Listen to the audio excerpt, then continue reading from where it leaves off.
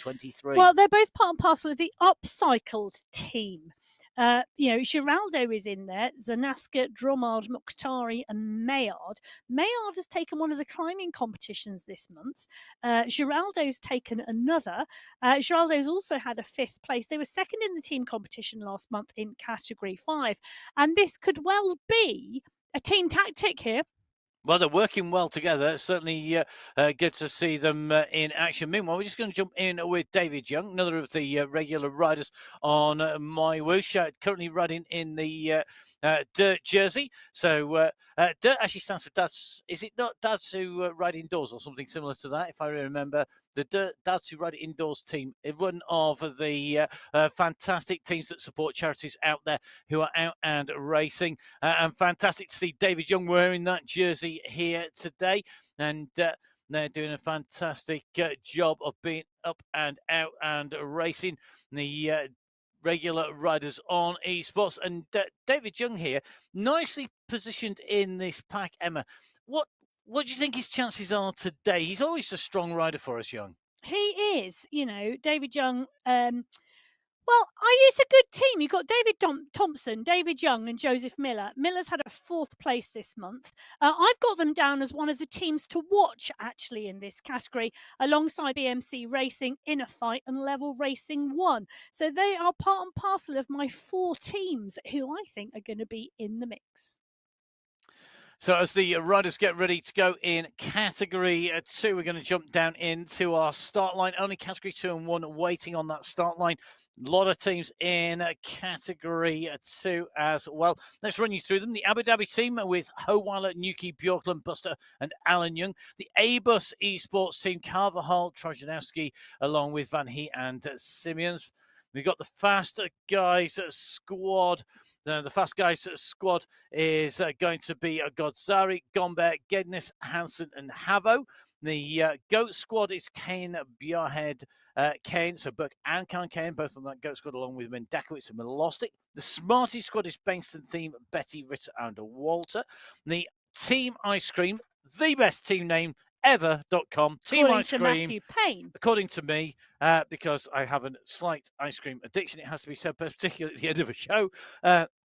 Remember, other flavours other than vanilla are available. The Team Ice Cream are anything but vanilla. We've got Quintero, Bendetti, Don, and Morel. We've got the Hitmen squad, Krasnich, Graves, and Koistonen. And don't forget, of course, UAE clan team, Mr. X100, Pablo Popovic, and SS. Incredibly strong group of riders. The penultimate race category to set off in February in our finals. The second to last race start is away for February in the finals of the My Whoosh Sunday Race Club. We're in with Mohammed El Alami at the moment. Now, as we set off on to our race route, Mohammed El Alami, one of a number of riders who may not be competing as part of the team, but are then able to ride as individual. El Alami, Carradine, Andrew Downey, Zaid Hampton, Daniel Pinto, not part of a qualifying team, and more. There's more than just that, but those are the names just off the top of my head who could ride an individual race. Whereas riders like Colin Kane on our screen, he's got to be riding for that GOAT squad, and they're going to work together if they're on a team. Well, they are, and for me, Colin Kane, particularly in that GOAT squad, the winner of the team competition in category 2 last month in January, all top 3 riders, the 3 riders who counted in that team, have progressed to category 1. So all 3 of those. For me, this is absolutely wide open. A-Bus Esports, Carcahal, Trojanowski, Van He, and Simmons. Simmons has taken 3 sprints. Can I just caveat that? So Olivier Simmons has taken all 3 sprints this month in February. He is only one of 3 riders to do that out of all 12 race fields that we have across the men's and the women's. In the men's race, only Jasper Paradians has done the same thing in category 1, and the only woman to do it is Filensky. So, phenomenal performances in those sprints, isn't it? And we can see another sprint unfolding right hand side of your screen here. Mastering this tactic, Emma, absolutely key if you're going to take away the win. And to take away one win is impressive, but to take away all those wins, absolutely incredible performance. It is indeed, and those three individuals, absolutely solid, really, really stamping their mark on the sprint competitions. In the team competition in Category 2, though, the ABC Sports crew, I think, are going to be in there. The fast guys, Gledness has had a second, third, and fourth. He's got a great team around him as well. The Goats, Mendakowicz has had a fourth and 2/5. Again, a great team around him. The Smarties took second place in the team competition last month in January, but none of them have had a top 5 this month Really? yet. Yeah, I That's know. surprising. Bengtson's theme, Betty, Ritter, and Walter, quite surprising.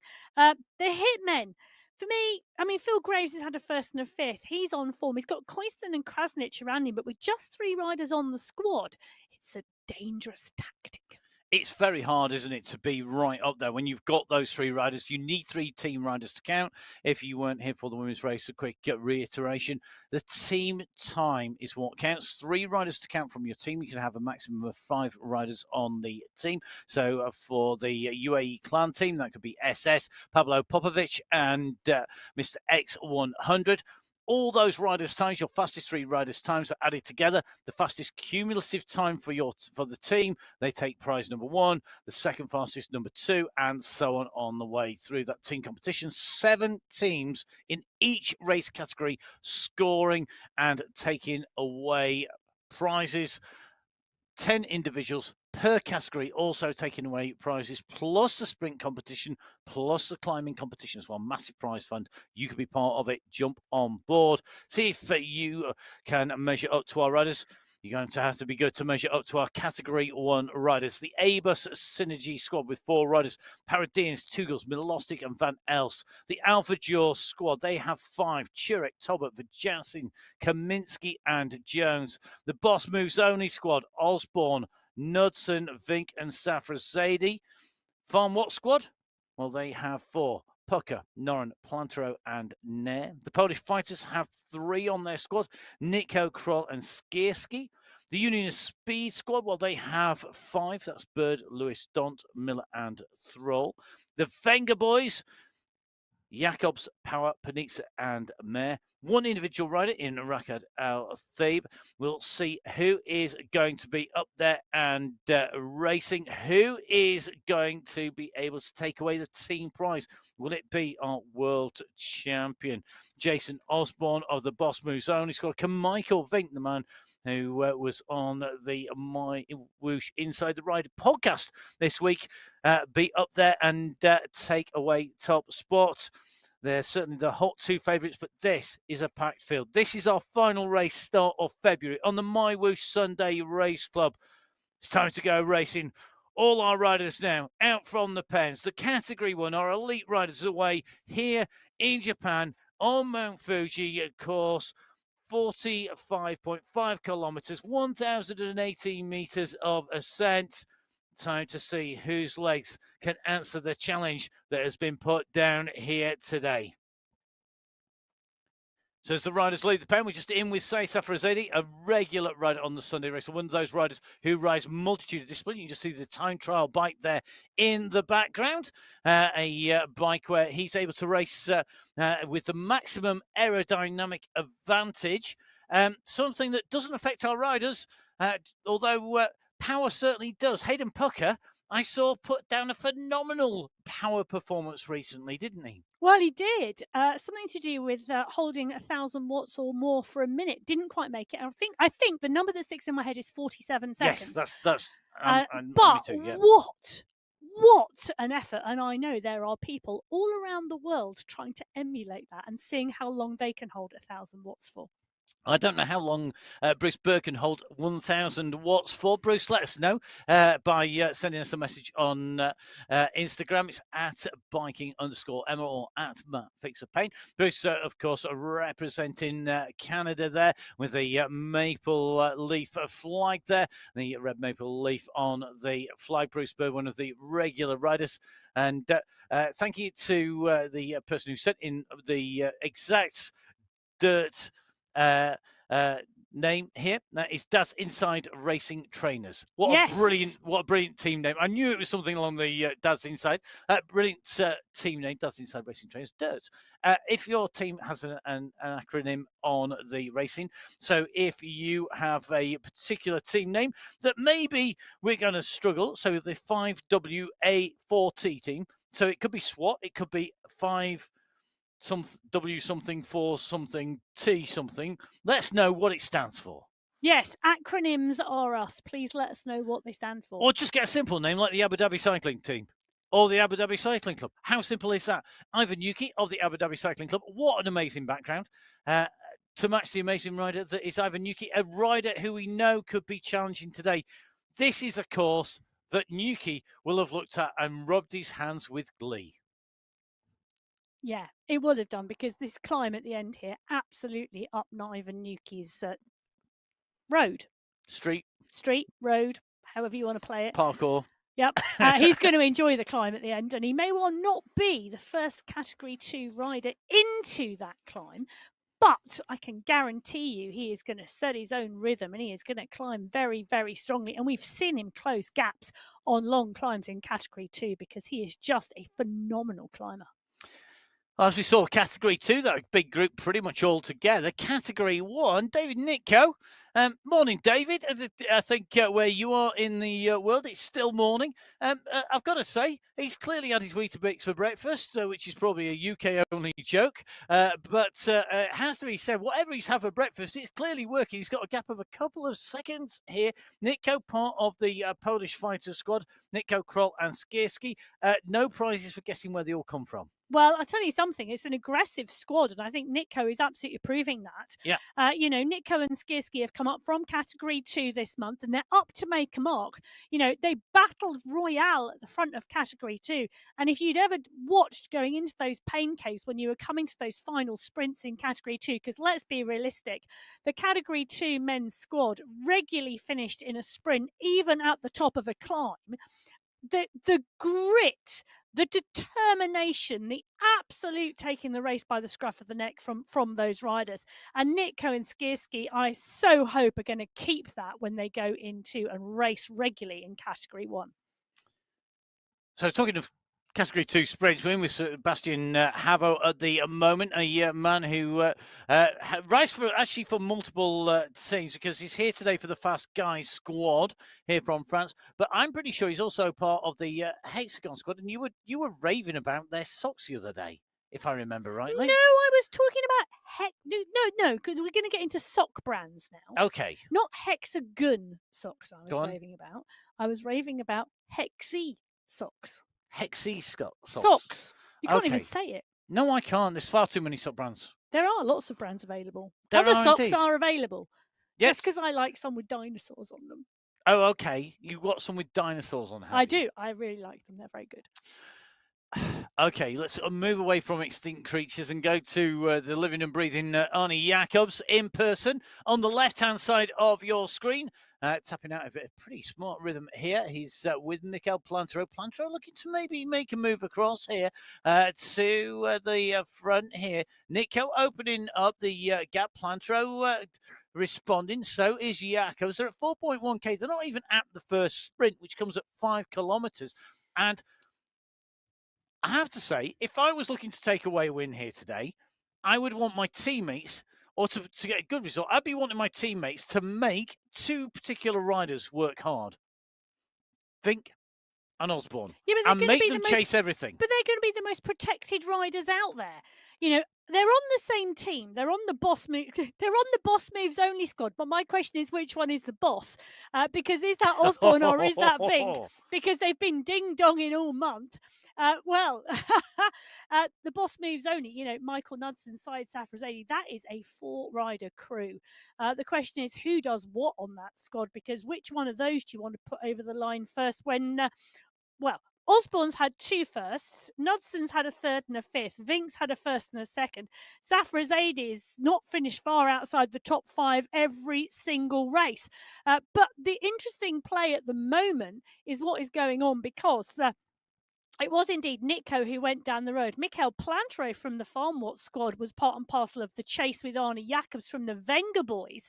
So the big squads from Alpha Jaw and Boss Moves only, waiting for the other squads to close it down. A massive kick coming into the sprint here. This will change the way that those gaps are closed down. Riders going for those sprint points. You could see riders coming from the back of the group, working the way through, making the most of the draft on the way through the Tokyo Sprint. And it's Paweł Skierski of the Polish Fighters squad that goes in through with the fastest time, just ahead of Ruben Dont, Union Speed rider.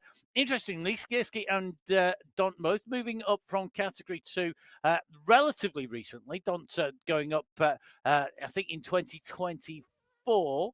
And I think it's 2025 for Skierski. But those two riders going through with the fastest times in Category 1. You can see each of our category riders' times through for each of the winners in each category. Category 1, 2, 3, 4, 5, and 6 on your screens there, top to bottom. And interesting, some seriously big numbers coming out there in terms of watts. And the big groups going through aid that fast time, don't they? I mean, we saw a big group there in Category 1 go through. We did, and they do, because if you get your tactics right and you go from the back of the group to the front of the group during the sprint, the draft and the size of the group enables the amount of draft you can get or how long that draft is. So utilising that absolutely key. But take a look at this. This is one long line of Category 1 riders at the moment because the sprint has lit the touch paper, and away go Category 1. They're at 6.2 kilometres into the 45.5 kilometre race, and the pace is on at the front. Jason Osborne wearing those rainbow stripes in the mix. He's not at the front of the pack. In fact, he's towards the back of the pack. He's expecting others to do the work here and to pull this back together again. But at the moment, well, it is feisty at the front. It is, and taking the race to the big strong riders for me is going to be really, really key. You can see that green skin suit there of Skierski, the sprint leader in Category 1 as the riders come through that sprint section. We've got a little bit of a riser coming up in front of the riders, and another drop, then another bigger kick as we go up at the climb before the next Tokyo Sprint. So lots of little changes in pace, just breaking this up. You can just see the group coming back down. Stefan van Elst here, part of the Category 1 race field, nickname of the Iceman, a very, very quick rider, super cool character, and a rider who was it was this month that we saw him take that fantastic putting that race ride and taking, I'm sure it was a win. Van Elst? Yeah. Yeah, Stefan Van Elst had 2 fourths and a fifth this month. So he must have taken a win in a sprint, surely, or a climb, because he's been absolutely flying. Yeah, he's been really, really strong, but yeah, it's been really interesting to watch. So in terms of the climb competition, Osborne had the first 2. Van Elst did indeed take the climbing competition in Belgium last week. There you go. As well as 4th place. And you won something. Yeah, he did indeed. Speaking of winners. Ollie Simmons. Yeah. Absolute sprint legend in Category 2. That is Ollie Simmons on your screen at the moment. Downey SS Simmons, well, they're pushing on here at the moment. They're at 11.1 kilometres into the race. This is just a kicker before the second Tokyo Sprint. And they are indeed coming to the fore. Bjarhead is one of the riders they are closing down and catching. And this group, well, they're really making a stretch on this section of course in this Category 2 pack. So Downey on the front. Simmons now picks up the mantle at the front of the Category 2 race. Downey, SS, Bjarhead are the riders behind the Category 2 pack. Well, 1 or 2 riders dropped off the back on this short section. Now, one of the things to note, Matt, on this course is all of these short climbs are steep. Yep, lots of super 7, sharp 8, gradients. 9%. Yep. Really short, sharp, steep gradients today. It is very Belgium-esque. Yes. Very Belgium-esque. Or the other alternative world that comes to mind is Tel Marib as well. Yes. Because the Tel Marib, lots of sharp gradients, lots of tough. At the moment, on one of the bigger climbs, you can see at the moment at 25.2k. This is the rider. He's gone past, in fact, the first of our categorized climbs, the Dragon Nest climb, and after that was a descent down to the lagoon, and you can see that water just on the bottom left-hand side of your screen, just represented on that radar view. Climbing his way up is our race leader at the moment. He's Rizari, who has got that race lead by 7 seconds. He was the fastest up the Dragon's Nest climb. He dropped down. Milostic and Co, the big chasing group, are behind at the moment, but Rizari, the rider who was leading the way up the climb at the Dragon's Nest climb, he took the category 6 prize for that. Good ride by him. Yeah, he's had a good ride this month. Amadeo Rizari from BMC Startup took a 4th place this month. The fastest time in category 5 of the Dragon's Nest climb, Artus Sikora of the Rule 5 squad in category 5. So he's got that polka dot jersey in category 5. Category 4 going over the top of the Dragon Nest climb. The prize for the fastest time through that segment, Daniel Cadiz, the BMC Racing. Yeah, well, interestingly, whilst you're talking, Matt, Roshan Raj Teron is closing the gap down on Rizari. So the gap coming down from around 8 or 9 seconds, now down to 5. So Teron doing a great job of closing it down. He's had a great month as well so far. A 2nd and a 3rd for Teron from level beginning 1. Yeah, interesting rudder. He was 4th place on the climb time, going over the Dragon's Nest climb, so clearly in contention. So as you can see, multiple screens at the moment showing our different riders out on the race route. Currently got categories 3, 4, 5 and 6 on your screen, each category represented by that different coloured jersey. Where a rider has taken a lead in a competition, they have that relative skin suit, so that's polka dot skin suit for the climb competition and the green skin suit for the sprints competition. You can see our furthest riders down the road at the moment, a category 6 on the right hand side of your screen, as the catch is going to be made here as Rizari is caught. They are the furthest down the road. A bit further back, category 3 leaders on the way up at the moment. Well, so whilst we watch the category 3 leaders, I'm going to drop back into the women's race because our category 6 winner is now through and across the line. So I'm going to give you the winners in each of the 6 race categories in the women's race. So category 1 today taken by Kate McCarthy. Category 2, Megan Stevens took the win. Category 3, it was Dana Davidson. Category 4 in the women's race, it was Rebecca Johnson. Category 5, Georgia Perry took the win. And in category 6, Christabel Grace Paolo took the win in 2 hours, 29 minutes and 53 seconds.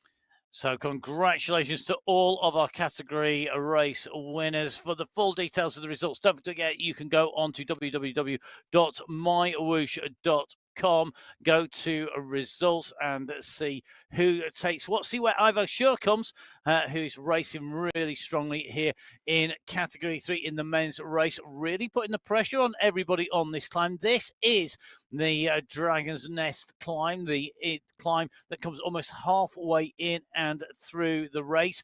And sure, keeping this group on their toes as they go through. It's the biggest race field today in the men's race. 55 riders took the start in category 3 today. And as you can see, they are so well matched. Look how wide that group is across the road. And there's only 1 or 2, 3 riders behind who've been dropped. It's very few riders. It's about one by one that they're being left. And they're coming up towards the summit here.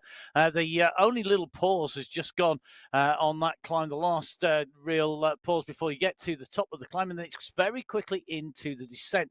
And that's on the left-hand side of your screen. Right-hand side of your screen, we're just in with Phil Gross at the moment, who is our Category 2 rider we're following as they go through town. Again, 1 or 2 riders dropped off the back. Category 2 has been very interesting. Oh, it's really steady state at the moment. Take a look at Phil Graves' heart rate. It is, but it's not being like that. I was keeping an eye on as we were flicking through. And the descent down, there's been attacks and moves going, particularly by the UAE plan team. We saw SS doing his characteristic, attacking when people don't expect it, really just shaking things up. So whilst we'd always expect the climbs to be decisive, you can make gaps elsewhere. So really interesting to see how that plays out. Well, playing out in Category 3 at the moment is the run for the polka dot skin suit, because whilst the group have been wide across the road on the climb, now they're coming to the top. The push is on for the riders who want an opportunity to take that fastest time. Well, the first of the riders in Category 3 goes under the line, but remember, this is about the fastest time through the segment. If you started at the back of the group and rocketed your way up, you could be up there. At the moment, it's looking like Bernard Wojnas is the rider who's going to take away maximum points from climb number 1. It was Wojnas from Brunn, then Kalman, Santo, and Ridley.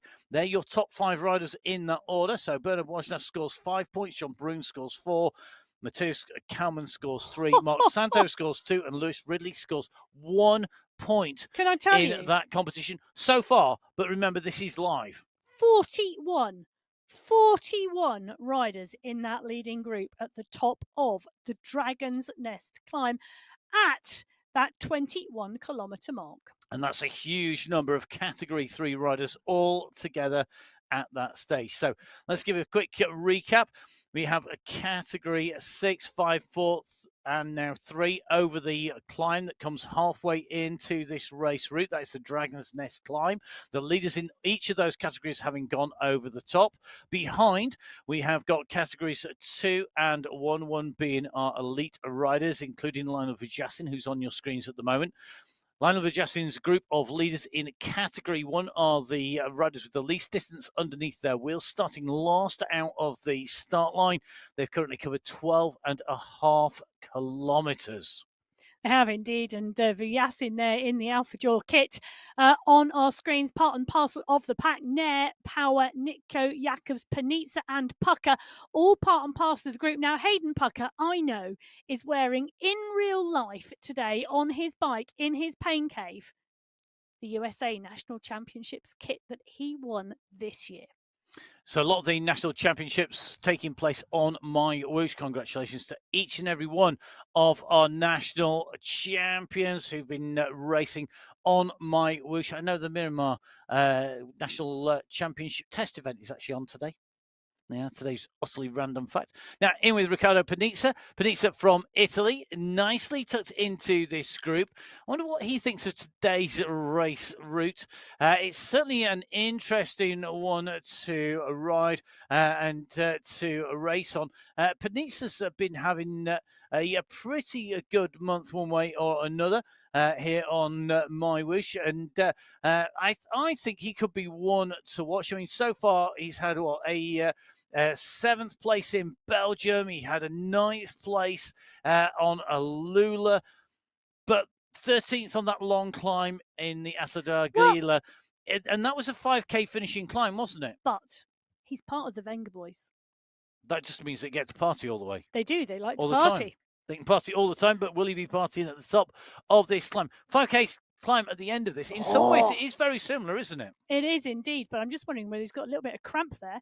Just shaking his legs, reaching for the water bottle. You've got to keep hydrated. You've got to keep the salt levels good, because indoor training, indoor racing, it's hot work, and it really does take its toll on the body.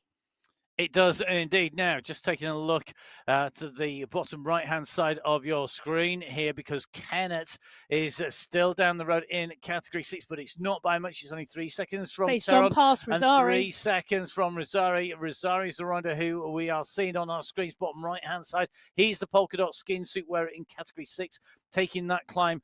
And the Dragon's Nest climb on the bottom right. Bottom left-hand side, you can see that we've got Category 5, and that is the group that are chasing the leaders in Category 6. Meanwhile, top of your screens, you've got Category 2, which is the riders in green, a big budge, which is continually being shaken up by moves on the front. You can see 4 riders just trying to break clear in Category 2. And in Category 1, looks like Arnie Jacobs has got itchy feet again and has gone off the front of the Category 1 bunch, a tactic that Arnie Jacobs regularly employs. Well, you know, the Wenger boys have got, obviously, a plan. And the plan is you send Jacobs down the road. Well, to be really honest, Category 1 have got to have a plan, because you look at this course and you think, well, it's Jason Osborne versus Michael Vink, and it's a big climb at the end, and we've got two fabulous climbers who love to go away and do individual time trials up mountains. How are we going to break Osborne and Vink's hold on this race? And the only way they're going to do it is to work together. And they really need a plan to work together to overturn what always looks like the eventual top two. And for me, it's about tiring the riders out by making them chase. But you've got to have sort of concerted lines. You've got to have riders who are prepared to sit and wait and gamble and let riders go down the road and force the big two to chase. Yeah, but we've also seen times where everybody looks at each other in the pack and someone slips away. I always remember when Ollie Jones did it when he came back from a break. Yep. Ollie Jones went down the road. It was a great ride that day, but everyone just thought he was going down the road and to try and instigate some pace. And nobody chased from behind. Nobody went after him. He'd not been riding for a while. He wasn't one of the ones they were watching. And he stayed away. Admittedly, they were pulling him back at the end, but he'd got such a big gap and he took the win. And, there is always that possibility that it is going to happen. But Jacobs at the moment trying to make some action in the Category 1 race. The chase behind, well, is it coming? Sort of, but not really. Ollie Jones, Van Elsfu, Yassin, Nitko, all on the front of the group. Plantero is there as well, so is Pucker. But the fact that the front of the chase group is rolling and changing so often tells me there's no concerted effort. Yep, they're just keeping him in check, keeping an eye on that time gap. They're coming into the sprint, and this could well do damage here, because as they roll in to the Tokyo sprint, if the pace picks up in the group behind, somebody goes for the sprint, and I think we're seeing that now from our green skin suit wearer, from the leader in that competition, going off and down the road at the moment. It is going to be a big kick here by Skierski. He's gone hard. Has he gone hard enough? You can see he's going to take him almost onto the wheels of Jacobs. That pace and that speed, but Don behind has come from the group. He left it later. Now, Ruben Don goes through. So the first sprint, it was Skierski from Don from Vujasin. On sprint number 2, at the moment, it's shown it is Skierski from Don from Kaminsky. From Kaminsky. So interestingly, the same two at the top, but that means that at the moment, Skierski has 10 points in the competition and Don has 8 points in the competition. That's in Category 1. You can see each of our relative categories, the winners of that particular sprint in the Tokyo sprint, lap number 2. So each of the riders on your screens will be receiving a prize from my Whoosh relative to their category for that sprint segment. Well, they have indeed. So Skierski, Bjorklund, Spratt, Gomez, Sensing and Millerstick, each of them picking up that sprint. And I always love taking a look and seeing who's the fastest, and the fastest sprint time today being set in Category 5.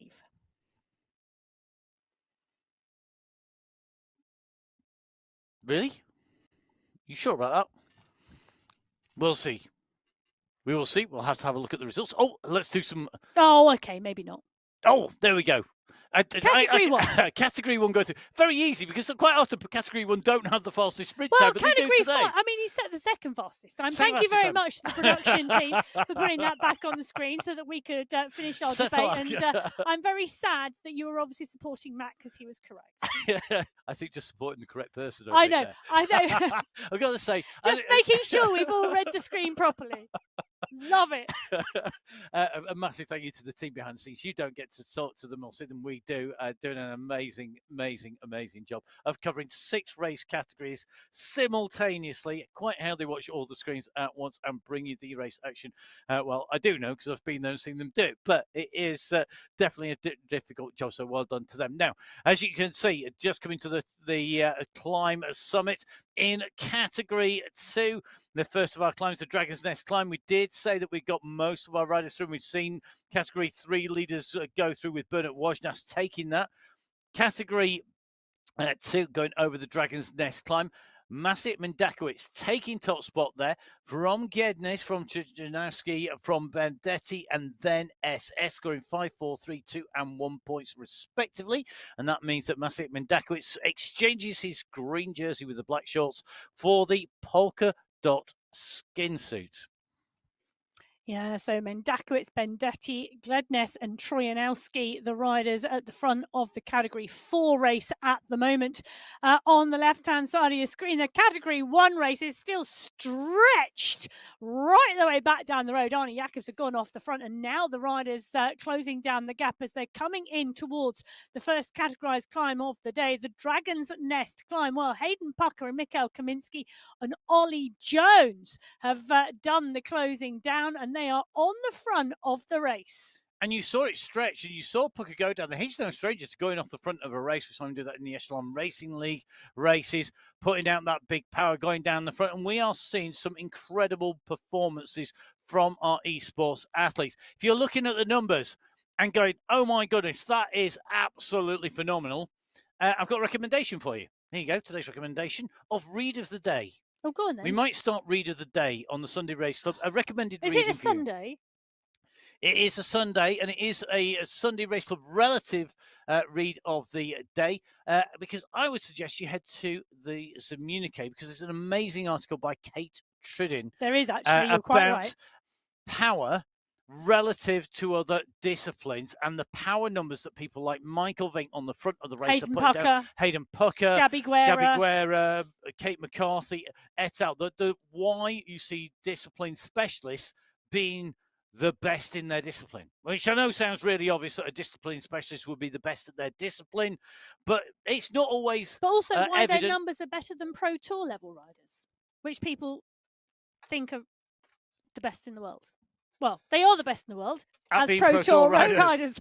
So I would suggest you have a read. Go to www.thecommunique.com and have a read of the article by Kate Tridden. That's your reading for this week. That's Matt's Read of the Week. Well, Matt's Read of the Week and Vujasin's Climb of the Week at the moment, because Vujasin is doing the business on the climb here.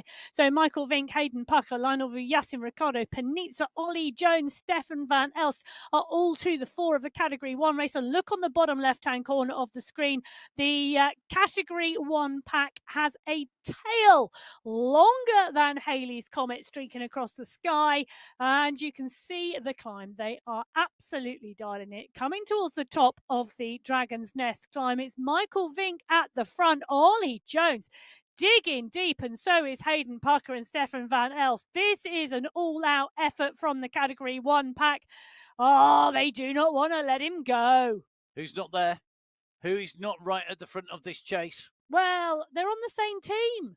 Mr. Osborne not leading the chase, doing the teammate thing, saving his energy. Vink on the front here, going to string this down, and be very surprised not to see the world champion in the mix here. But Osborne has been distanced from the grip. Oh, he must have had a problem. Could have been the legs, could have been the time. So no Jason Osborne. Big news. Halt the presses. Jason Osborne is not contending the front of the Category 1 race. He's not going to be there. So we will go back across to Category 2 at the moment with that dramatic news coming in, because we are seeing a real big race. Well, I'll tell you something. Here. I do hope the rest of the Category 1 pack have realised that the rainbow bands have gone. I'm sure they have, because they're going to be focused on one race, not six, like us and the viewers. Now, the riders in Category 1 approaching the summit here, going over the top of the summit, leading them up and through and taking away the polka dot skin suit, the one and only Michael Knudsen. The boss is back. Boss moves only man Knudsen takes away top spot, the fastest time up that climb at the moment. So opening up the gap, it's Knudsen from Ndaka, it's in Category 2, Wajnas in Category 3, Cadiz in Category 4, Sikora in Category 5, and Rizari in Category 6. They are the riders who are on there. Okay, I don't normally do this, but I am going to respond to a comment on the live chat. Oh, go on then. Only because it relates to Kate Tridden's article. And my recommendation is you go and read the article, because apparently the comment here says that we're claiming that esports riders are better than World Tour pros. What a joke. No, that's not what we're claiming. What we're claiming, and what Kate's argument is, that there are specific reasons and environmental circumstances that rationalise why esports riders put out power higher than World Tour pros. No one is saying that riders are better. They are saying they are different disciplines, and hence those reasons and rationalizations as to why those disciplines are different create and produce the power that you see. So go and read the article, take a good read, and have a look at the article itself rather than just assume what it says. Indeed, have a read. And people are allowed to disagree. That's a great thing about sport and cycling, is that it provokes all sorts of opinions about what is best. I'll tell you something. Do you know who will tell you they're the best sprinters in the world? BMXers. Well, yeah. And do you know what? They produce some phenomenal power. But you see BMX riders then go and ride on the track in single disciplines, maybe even leading out sprints, and they make some of the best starters on the track because of the phenomenal power they can kick out. Yeah, Jason Queeley's a great example. Yep. Sinead Reid. Sinead Reid is the rider I was thinking about. Yeah, and Queeley, both very strong BMX riders. But Chris Hoy came from a BMX background as well. Indeed, he did. Indeed, funnily enough. So riders can cross disciplines. Really interesting to see how it progresses. My thoughts are always, the more riders we have riding bikes of whatever type it is a bonus. And the more different disciplines we have, the more chances our riders have to shine. Riders like Daniel Chirek, a rider who can ride strongly on esports and elsewhere. Yeah, he's a great road rider. Yeah, fantastic road rider. A great road rider, and a rider who's right up here on the esports discipline, and racing very strongly on the Sunday Race Club as well. Yeah, so the Category 1 pack a little more settled now. They've dropped riders off the back, but the front group resetting themselves at that 24-kilometre marker. They're up and over the Dragon's Nest climb, and they are transitioning through towards the Kyoto Sprint. Some way further up the race, though, this is Category 6, who were the first riders out of the start pen. They're at the 36-kilometre marker. They are on what I'm going to call the foothills of Mount Fuji, the rolling sections before they get to the main part of the climb at the 39.6 kilometre. Dylan Kennett doing what Dylan Kennett does well, and that is climb strongly. Very, very strong on the Belgium course, very, very strong in Alula. It's those short, steep climbs that he rides really well. And these climbs today really suiting him. They had indeed Rizzari out front. Kennett et al. Pulled him back. Rizzari now part and parcel of this group, and it's a good, strong group. Kennett 14 seconds up the road. The chase now being led by Teron Rizzari, Llewellyn Abbott, and Millistick. Brilliant racing across all 6 of our race categories. Brilliant to see these riders in action here on the MyWhoosh Sunday Race Club. Make sure you subscribe to the MyWhoosh YouTube channel. Just go to YouTube, go to MyWhoosh, it's at MyWhoosh, and then click subscribe. The more of you that subscribe and watch, the more, so we can spread the word that get on your bike and ride. Don't forget, you can download My Whoosh from mywhoosh.com, whether that is on Windows, on Android, or of course on iOS. Lots of different racing and riding on there. Growing number of races and riders participating. So whether you're into being able to sprint, aka the Kyoto Sprint that we have at the moment, or you're into racing something longer, time trials, team time trials, elimination races, it's all there on MyWhoosh. Make sure you download, jump on board. We would love to see you putting your legs to good use and sprinting your way through. Good sprint here by Brent Gibson. Love the side-by-side there with Tom Verham. And Gibson comes through. He takes the 7th fastest time in that sprint at the moment as he goes in through the Kyoto Sprint. That he is 2nd fastest of our Category 5 riders Kleps, Milostic, Abbott, Teron taking top 4 in Category 6. And then you've got Vaham and Gibson going through ahead of Royce Mackey and Rooney. But remember, these results are currently live across our race categories. So, riders on the screen at the moment, back in with Category 1. We're at 25.4k at the moment. This is the ascent out from the lowest point of the course by the lagoon. And this big climb here really shaking up the race. And you can see our leading group are clear. Big pack of riders behind, at least 4, if not 5 riders chasing. Matthias Van, he's going to see our race leaders coming up behind him and past him. Here they come. The express train is on its way through. And a bit like being stood at the edge of the platform, that draft, if they were outdoors, would be something that he could really feel as they come past. This is your leading group of 11. 11 riders at the front of the race, a real who's who of cycling esports at the moment, with the notable absence of Jason Osborne, not in this leading group today. No, it's not. And the interesting thing is, there's one rider off the back of this group and then a big chasing group behind it. It's always like the Category 1 pack has just been divided in two. But the leading 11 absolutely motoring now at the 26-kilometre marker. On the right-hand side of your screen, you can see Jason Osborne having a steadier ride today at the 20.8-kilometre mark. Well, the leading group in Category 1 are continuing to push here. Yasin, Tugels, Vink, Pucker. They are all motoring on this course in Japan. They are heading towards the final climb of the day at 39.6 kilometers. That is the Mount Fuji climb. You can see we're in with Yasin at the moment, with Tugels and Vink on your screen. Safrazadi and Jones just closing down onto the wheel. There's a big transition section between now at 26 kilometers and the start of the climb at 39.6, but it is not pan flat all the way. It might be flat at the moment for them, but the foothills of Mount Fuji are a place to start watching the action. They certainly are, and going to be very interested to see how kick at the moment, not wanting to miss that group. Yeah, it's seeing the groups go down the road. You know that you want to be in there. You know you need to be in the action, but this is not a course that takes any kind of prisoners at all. It's continually rolling. Just taking a look in with Sad Carradine. Good to see Sad here on Category 2. He's got Juan Gallo in front, Morris Ritter behind him. Another of our regulars just taking on board some more fuel in. A brutal course here today. To say it is 45.5 kilometres long and climbs all the way up to the summit. Really interesting how the riders have been fueling up for this. Lots of people with lots and lots of fluids, lots and lots of fuel, however you fuel up.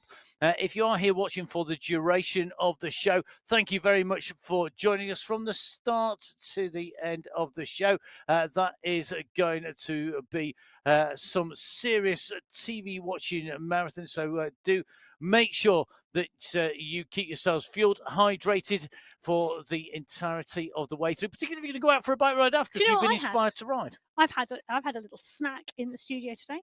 I had a little Rice Krispie number with marshmallow and peanut butter. Oh, was that the one that was on the side in the by the studio, in the entranceway to the studio? It was indeed. I stole one of those. Did you not notice? Did you? Yeah, it's very good. There he is. I've been making snacks out for the bike, and I decided I'd bring some into the studio today, and they've all gone. Well, Bruce Bird is snacked up, and he's got Stuart Miller on his wheel at the moment. We can see him, the effort on Bird's face at the moment, coming up off of that rise, following the Dragon's Nest climb here in Japan. Zach Nair and Joel Lewis, Ruben Dont are the next group up the road, but they're over a minute clear of the Bird group. Pick up. Gap's so hard to close down once you've been up and racing. Left-hand side of your screen, Category 1. Right-hand side of your screen, the leaders on the road. Category 6 at the moment, still clear of the leaders of Category 5, 4, 3, 2 and Category 1. In fact, substantial distance, over 11 kilometres between Category 1 and Category 6 leaders at the moment. Leading group of riders at the moment, numbering 5 in Category 6. And you can see Riley Milostic in here as the sprint leader and now sprint winner because he's gone through all of the sprints. He'll be taking away the prize for the overall competition. The polka dot climbers competition is not decided. Rosario taking top points on the first of our climbs. They're about to hit the main climb of the day, our final climb of the day, Mount Fuji climb. 5.5 kilometers of never-ending pain from bottom to top. 5 riders Enjoy. in contention in category 6. As one of the women has just said on the chat, it was like a nightmare, and I woke up at 16%. Which, yeah, it's like you get onto the climb, 8% at the moment and climbing, and it just keeps on going. Now, this is, although the gradient changes here, the respite is still around about 6%. The steep sections go up to 18%. I was going to say, where is the steep section? Because we've just watched the women's race, and pretty much from around 41k, it was like 11% and above. Well, Jeff Rooney at the moment is doing the business, but he's not feeling very good about it, I don't think. But I tell you something, he should be. He's currently sat in second place at the moment in category 5. And he's absolutely flying. I mean, doing a great ride. There's a gap back to Rasmaki, but if there's anybody who knows about climbing, it's Jeff Rooney, the first man to Everest on my whoosh. Knows all about going uphill. He's and pacing. He's going to go into this left-hand turn. He's going to hit the climb start, and then he's going to be ascending to the finish line. He's got the most kilometres of anybody in 2024 who races on the Sunday Race Club. What a phenomenal rider, full stop. Jeff Rooney could stop now and he'd still be a legend. And then he's not going. He's just going to keep on going. Well, he is indeed a legend, and a legend who is riding strongly at the moment underneath the polka dot banner, signifying the start of the Mount Fuji climb. And I can bet if anybody has recce'd Mount Fuji, Jeff Rooney is the man. Indeed. He's definitely going to be one of our key riders, certainly in the Category 5 competition today. He's on to the climb. He's got one rider in front. He's got a group of riders chasing behind. The early parts of this course have smashed that Category 5 race to smithereens. They are chasing down the Category 6 riders who are leading. That is Rosario and Co. The Category 6 riders. The last group of race leaders on the road. The final group to lead the start pens are Category 1. They're top left-hand side of your screen. They're currently at 30.6 kilometres. The furthest riders down the road at 40.2. So still separated by just shy of 10 kilometres in total. Now, on a lighter note from the chat, on the live chat on YouTube, what's this bright light bike I can't see in my garage? Well, there are indeed bikes that you don't get as standard, but you do get by getting a season pass. And you can get a season pass sometimes by going and completing a challenge. So like in the last season pass, you can pick it up by... If you did your 300k between Christmas and New Year, you were awarded enough gems to purchase the season's pass without giving money away. And the other way is to buy a season pass, and that is where you get yourself an early pass into the season. It also gives you the opportunity to buy points. You don't have to have it. You can always eventually ride on all the worlds, but if you want that sneaky peek at the worlds in front of anybody else, if you want the opportunity to buy all sorts of spangly goodies, including the bright light bike that is on your screens at the moment, you can do so by getting yourself a season pass, and then working through those challenges gets you extra points and extra goodies as well. So you can jump on and ride for free. You can upgrade to a season pass, which gives you the opportunity to ride some of the courses early, but a lot of the courses are also in the events. But I know you were using this world, as I think Holly Bergen is doing the same. So we do indeed, and so the live coaching can also, by joining the live coaches, you can have access to the season pass worlds, and you can indeed pick those up. But SS at the moment is the rider we are in with, and he is pushing on at the front of this Category 2 race. Bright blue wheels. You can also purchase bright blue wheels in your garage if you have enough gems or you have enough coins. It depends what the denomination is that you need to pick up the item you are looking for. I'm after the pink Carlago at the moment. I'm saving my coins to get one. And it's all part of that exploring that different world, that keeping everybody entertained and amused, and keeping people motivated when you're down there. You can see that pink Colnago bike actually down there, sitting third wheel. I've just bought the MV wheels. You've got the wheels, you just need the bike to go with it, Emma. Yep. Keep riding. So you can explore. You can jump on board and explore. You can see SS has clearly done the case and has done the what's required to get himself that blue bike. This is the big bike that Emma is after. I'd love it in real life, but that's never a possibility. Stop complaining. You've got yourself a white Colnago. What more do you want? I can't save up enough money to buy one of those. Trojanowski riding it splendidly here at the front of the Category 2 pack. Peter Milostic there as well as Harvard Glednes. These riders really, really strong, putting in some strong performances this month in Category 2. The spicy end of the race about to start because they're coming into the last 15 kilometres of racing. Category 2, it's been a great month watching Category 2 race. There has been such close, strong racing across the board, and really looking forward to seeing what these riders can do. They're now coming into what is the Kyoto Sprint here, the final sprint segment of this race today.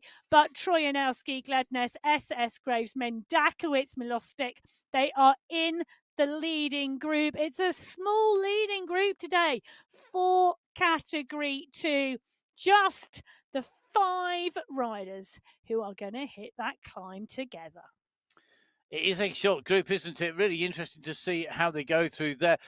Fastest time in Category 2 through there at the moment is going to be, I think, Phil Graves, the Hitman. So congratulations, Phil, for going through the Kyoto Sprint there.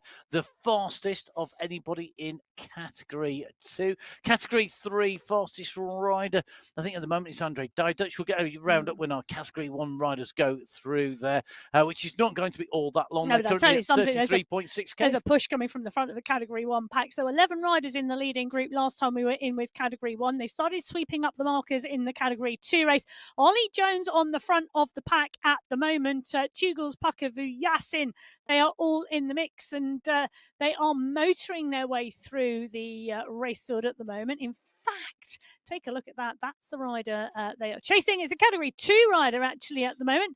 Lasse Hansen, the rider in Category 2, just trying to stay clear of what is inevitable behind.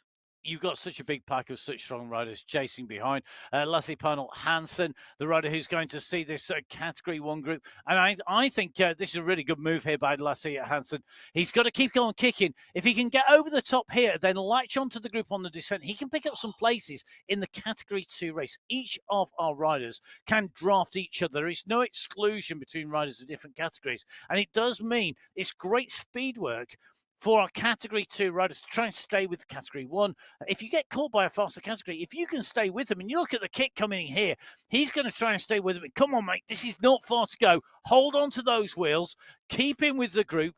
This kick then means he can stay with them. You can see Hansen here kicking, staying with the group. He's going to hold those wheels over the top. If he can do that, he can then stay with the group, use that aerodynamic advantage of sitting in the wheels on the descent, on the way through and on the exit, and that is going to bring in positions. Smart riding tactically, it's one of the ways that you race on esports. It is to use the aerodynamic advantage, to use that draft to make your most profitable outcome out of any situation. And that, for me, is one of the key things. And that is why the riders have to be super smart. Yes, they don't need to worry about descents and falling off the edge of a mountain or crashing into or going the wrong way on a stage finish, because, that doesn't happen. You're not going to go down the wrong side of the barriers, as we saw in stage 1 of the Tour of Algarve, where the the leading riders. Some went one way. I think Gannon was the one leading the riders onto the right way to the finish. The whole load went the wrong side of the barriers. You don't get that. This is all about focusing, putting your effort on watching the screen, watching the numbers of the riders, and using groups coming through to your advantage. Use that draft. Hansen in with this group as they come in to the Kyoto Sprint. This is Category 1 in here, and I'm looking to see if we're going to see any contention in that Category 1 sprint. Ski had taken the first and second Paradian's sprints. not in the group either. Jasper Paradian's been dominant in the sprints in Category 1 this month as well. Not in this leading group. So it may be that the fastest sprint in Category 1 comes from a group further back on the road. Well, I suspect so. Ski has taken sprints 1 and 2. Of this group, you can see nobody really kicking on through there. Let's have a look at the times. That will show that. And it does. That is so you can see all those times 12, 13 seconds for categories 2, 3, 4, 5, and 6. Congratulations to Jakob Björklund, Ryan Dummer, Hughes Johannes, along with Brent Sensing and Michael Kleps, taking away the segment prizes in their categories. Lionel Vajassin, I don't think he's going to be holding on to that prize for very long. I suspect when we see Skiski come through that sprint, he's going to try and take that sprint as well to add that prize to his collection. I concur. We've agreed for what could be a very rare time today, although there we go. It has been more than once. Just. Only just. Well, only just is 36 kilometers. We're in the foothills of Mount Fuji with Category 1. The gradient is starting to kick, but it is not kicked hard yet for our Category 1 riders. The 11 riders in the leading group in Category 1. A little stretch coming on the front there, just testing the legs. Category 2 at 38.5. They really are coming towards what will be the polka dot banner very shortly. And they are really kicking on. Trajanoski, SS Gednes, really lighting up this race on the front of the Category 2 race.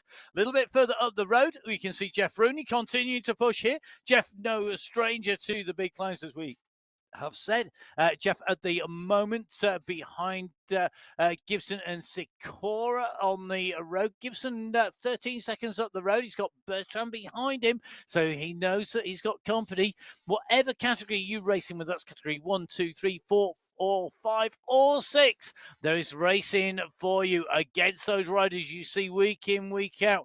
Get your rivals up there. And that's one of the great things I absolutely love about racing. There's always somebody to race against. Well, there is. And there is always, let's never forget, yourself to race against. Because quite often you are your best and biggest competition. And seeing how you have progressed week in, week out is often more beneficial as a comparator than comparing yourself to anybody else. There speaks a statistician.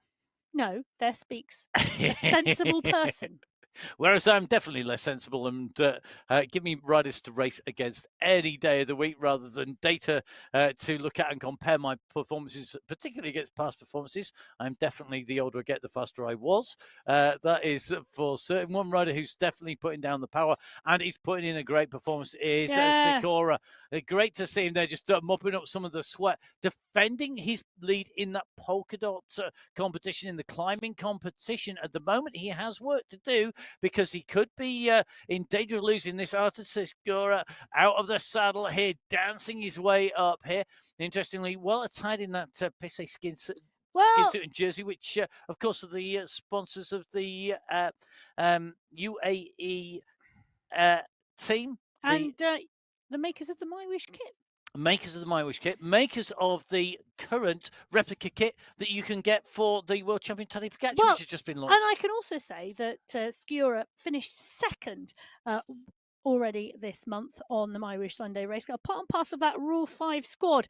Agudelo, Wakefield and Atruba, his teammates, could well be one of the teams in the mix. They took the team competition last month in January.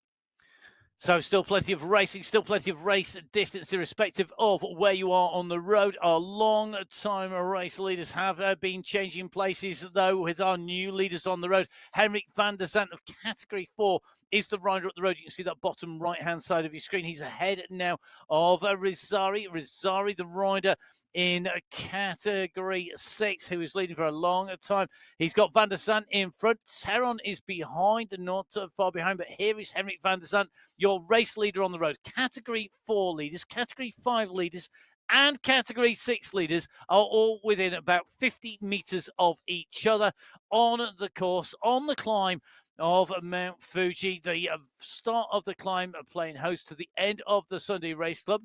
You can see, in fact, just how compressed they are. Our race leader just making his way underneath the cherry blossom trees, just going out and past the buildings here. Mohammed Mokhtari sitting in with this group, and you can see how hard it is there today. Come on, Mohammed. This is about that push to the top. Keep that effort going. He's out of the saddle, kicking down on those pedals here. 53, the cadence at the moment. That is how steep this is. 15%, and it is unrelenting. Even the easy bits are blowing hard on this Well, climb. I tell you something, I knew riders today who had gone out and bought new rear cassettes for their bikes specifically for this race today to make sure they had the gearing to get up the climb today, and you can see why. And just if you're watching the women's race, we were talking about the difference between turbo trainers and the turbo trainers and the smart bikes. That's one of the advantages of a smart bike, is that you can change the gearing on that as well. I know one particular rider, ex-pro rider in the men's peloton, who had a habit of just changing it for fun to a really hard gear on an easy course, just to make it harder. Same ex-pro rider who used to ride hill climbs on a single speed. Yes, actually. Well, yeah, and win them. Yes, that would be the same one. Yes, yeah. You can do all sorts of weird stuff if you really want to. Or you could just go for the optimum performance. Ivan Nuki in here. He's got Daniel Benedetti in for company, and Jakob Björklund in Category 2. Going to take that left-hand turn here. Ivan keeping the revs at a steady state here at 76 revs per minute. Interestingly, we've got a collection of green sprint jerseys all the way around him there, going in and through as well. So on to the climb. We got Nuki, Benedetti, and Björklund. This triumvirate of talent. I can even say the Hugh Porterism if I try hard enough. Onto the climb now. You can see Nuki out of the saddle here, stamping on those pedals, so kicks up to pace behind him. Here come the leaders on the Category 1 race, Category 1 leaders. Vink is on to the climb. He's kicking up onto this turn. All our leading riders in each of our race category on the climb, and Vink has accelerated at the front of the bunch. You can see him just heading off the top of your screen at the moment. This fantastic camera shot showing the chase that is on behind, but what was a big pack of riders is now fracturing in Category 1. Ivan Nuki's got a grandstand view of that as Vink rockets past. He's got 2 seconds at the moment on Van Elst and on Safrazetti. They are leading the charge behind. The move has been made. At the moment, it's being answered. Can they hold Michael Vink? Well, today the boss is Vink on the Boss Moves Only squad. Knudsen, though, his teammate right behind in that group. You can see Stefan Van Elst, Lionel Vujasin, Said Safrazadi, Leonard Chugels, all trying to pull back Michael Vink. But the Vinkinator has unleashed the power on Mount Fuji today. So big power coming from Michael Vink. He's gone clear. He's got 5 seconds now in Category 1. Category 2, front of that race, we saw Trajanowski in the mix with SS and with Gednes. Graves not all that far out of it, but now we're starting to see the move by Gednes. It's being answered by SS. Category 2, right-hand side of your screen. Category 1 leaders, left-hand side of your screen. They were the last 2 sets of riders out of the pen. On Trajanowski at the moment, out of the saddle here. You can see he's in his team jersey here as he kicks on out of the saddle. He's got to get into contention. He needs to get back with SS, with Gednes. They are in front. The first big kick out there of an attack by Gednes being brought back by SS, and Janowski also doing the same. Graham, Mandekowicz, Milostic are behind. Oh, they've still got 4 kilometres to go in this Category 2 race as the three riders go head to head on Mount Fuji. Glednes SS and Trojansky all pushing strongly. Fantastic racing. Look at the effort out of the saddle, stamping through those pedals there by Trojansky. You can see Michael Vink, left-hand side of your screens. His avatar out of the saddle, dancing on those pedals. 68 to 70 revs per minute from Vink as he moves up on the left-hand side, right-hand side, bottom corner. Well, guess what? The leader's changed again, and it keeps changing. It's Van der Zandt and Betts at the moment who have the race lead. Two riders clear of Joshua Haggerty in Category 4. They're leading on the road. Immediately behind them, the leaders in Category 5. They're on the way up as well. You can see our leaders spread from 40k to 43.5 kilometers on the road. This is going to be a very close finish between the riders in each of our groups. Don't forget, you can catch up with all of the results. They are on mywhoosh.com. Go to results on the main menu, and then you can find the Sunday Race Club men's finals, the women's finals for February.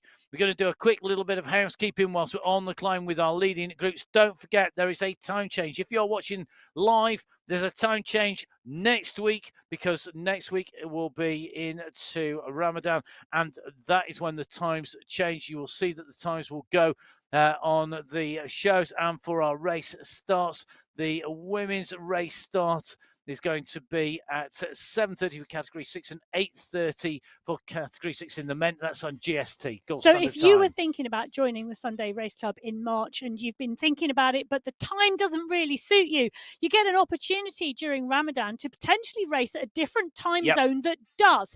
Don't ignore it. Jump on board, have a go. Even if you only race for March, at least you've tried it. If you like it, you never know. You might ride and race in a unsatisfactory time zone for the rest of the year. It's a chance. It's an opportunity. It's time to carpe diem. It is. Give it a go. Seize the day. I don't know much Latin, but that is one of the few phrases I do know. Well, it looks to me like Bessie's trying to go clear in Category 4. Meanwhile, Che Howeiler, who's working his way up here in Category 2, has just seen Michael Vink go flying past his right shoulder here. Michael Vink is on an absolute mission at the moment. 20 seconds between Vink in race leading Category 1 and the chase behind from Vujasin and Tugels. They are holding station. Now, the gaps are going up and down. That is because it is a live gap. The distance that the riders have covered is all computed together with the speed that they're traveling. That gives the time gap between the riders based on speed and distance. It is not a fixed point and what time they go past that point. Take a look at the bottom left-hand corner of your screen as we drop in with the three leaders in the Category 2 race. The multicoloured groups of riders on Mount Fuji, all 6 race categories in this men's race on the mountain at the moment. All 6 race fields with different start times coming together here. Michael Vink coming out of that start pen last with the Category 1 races an hour and 2 minutes ago. He's leading the charge in that Category 1 race. Last count, he had over 20 seconds on Tugels and Vujasin, the riders who are part and parcel of the chase group behind. He's at 42.1 kilometres. At 44.1 kilometres of this 45.5 kilometre race, Simon Betts is now riding clear in Category 4 from Henrik van der Zandt. And Joshua Haggerty is not that far behind. They're your top 3. Pino is not out of this at 47 seconds. Let's jump in with Category 3. This is a race we've not had too much of a view of so far at the moment. In with Henry East, absolute legend Henry, all part of the Montrouge world. And at the moment, Henry East immersed in that, climbing really well here today. Would this be a course that you would have necessarily said suits Henry East? I don't think there's a particular course that suits him. He's strong everywhere. He is strong everywhere. And I think it's all about the form that he is on. And we do see him come out and put in some fabulous performances. I always remember the first time he took a win on the Sunday Race Club. He was just absolutely over the moon, and quite rightly so. He'd been part and parcel of the Sunday Race Club for some time. Luke Allport, well, this climb, look at this. Allport, you can see him. He's sat up, and the work and the effort. Allport, for me, is all about short, sharp climbs. He is fabulous in Belgium. He is fabulous in California. This climb, wow, Allport doing a phenomenal job. But boy, it is hard work. I tell you something, Luke Allport, absolute inspiration, and you can see continuing to ride. Did you know that we use flight cases here? Well, nobody will know this other than potentially me. We use flight cases to transport equipment around for full speed events, and you will never guess who manufactures. In fact, ready? That is one of the flight cases here in the studio, and I'll read you the label. It's produced by the Allport Packaging Limited. That made you happy, didn't it? It did. Probably nothing to do with Luke Allport, but no, it did. I did notice that for the first time yesterday. Well, We've there we only go. lugged them about for years. Well, at the moment, Simon Betts is doing the business. He's coming up for 1 kilometre to go. The banner, well, the polka dot banner signifying the top of the climb is 500 metres away from him now. But Van der Zandt is only 9 seconds back. This is a locked in battle, because I can tell you, when they get to that polka dot banner, the climbing does not stop. It is still around 13% of the climb between the polka dot banner and the finish line. And that 500 meters takes some time to complete. Plenty of places changed. Plenty of positions were reversed. Advantages negated. Deficits wiped out in the last 500 meters. That is how close it is. You can see how close these riders are on this climb. Interestingly, Jednes along with Trajanowski and SS on the right-hand side of your screen, they're locked together. And that's not going to take anything to change that. Even Michael Vink, who's got such a big race lead in Category 1, could see that lead wiped out if he gets the timing wrong, if he goes too far into the red zone too early. We're in with Category 2, right-hand side of your screen. Category 1, left-hand side of your screen. Vink working his way up this climb, currently at just under 43 kilometres. We're just keeping an eye on the leading Category 2, and just taking a look a little bit further down.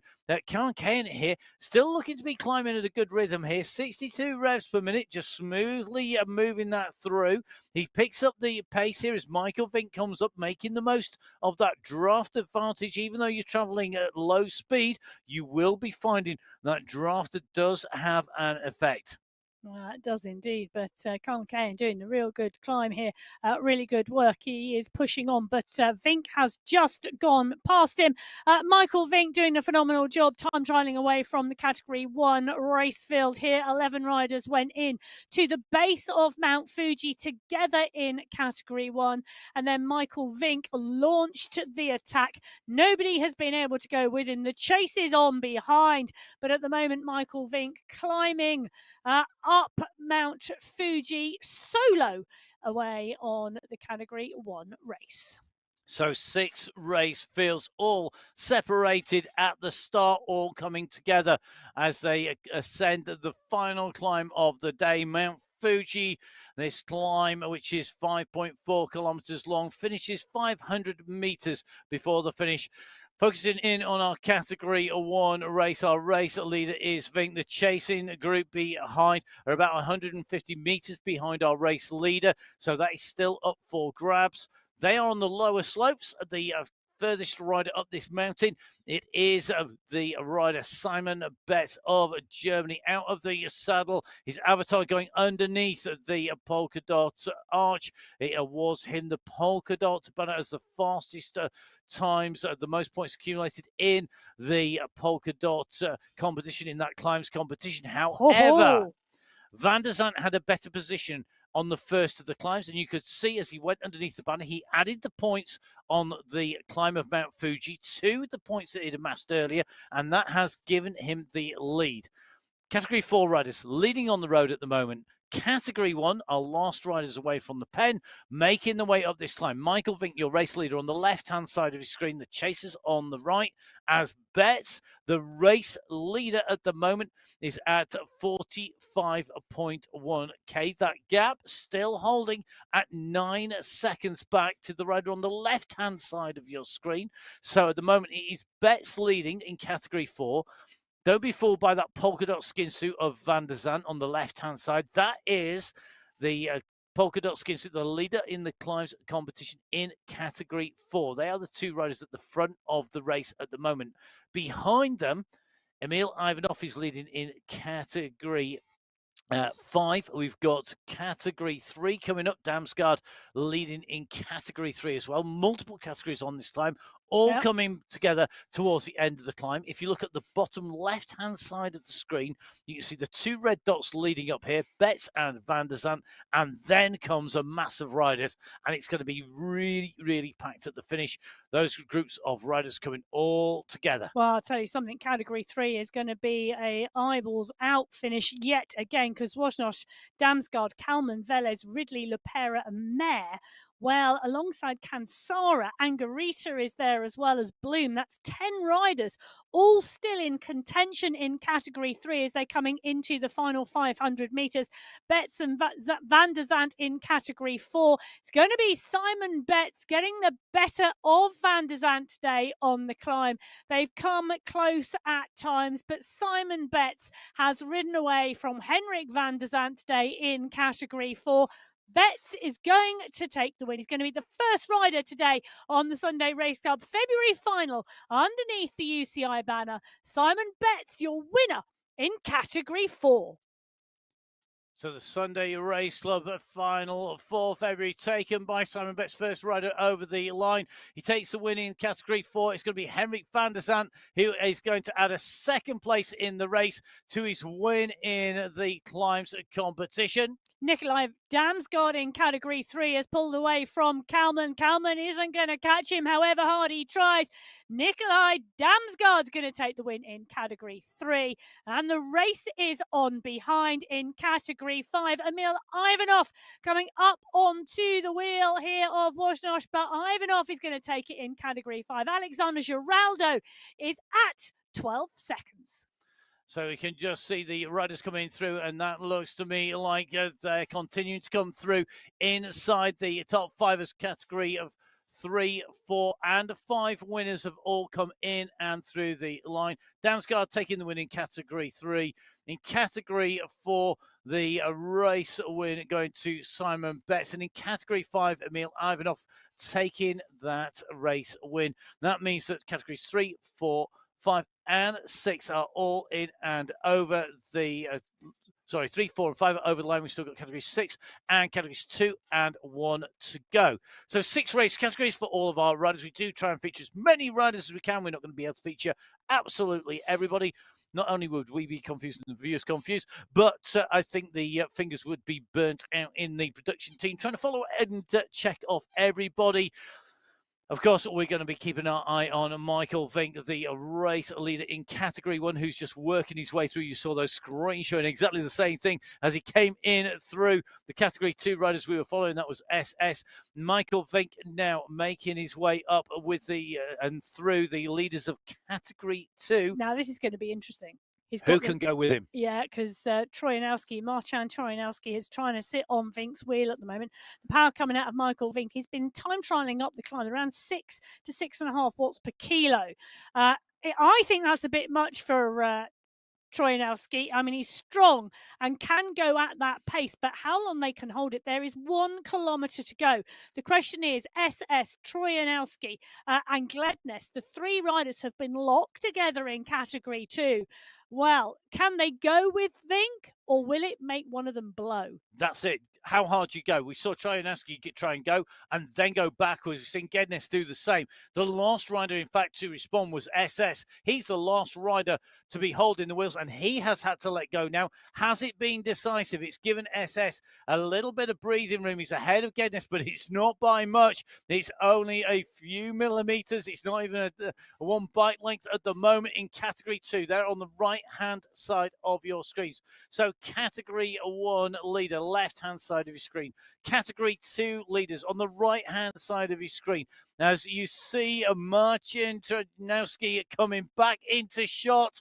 3 riders. They were split by the express train of Michael Bink blowing through the middle. They've been brought back together again by the competitive racing here on the MyWoosh Sunday Race Club. They're going to take this left-hand turn. It's going to be the top of the climb segment, and then we will have 500 meters to go to the finishing line as these riders make the way up this climb, trying to get to that finishing line first. Remember, 6 race categories going underneath this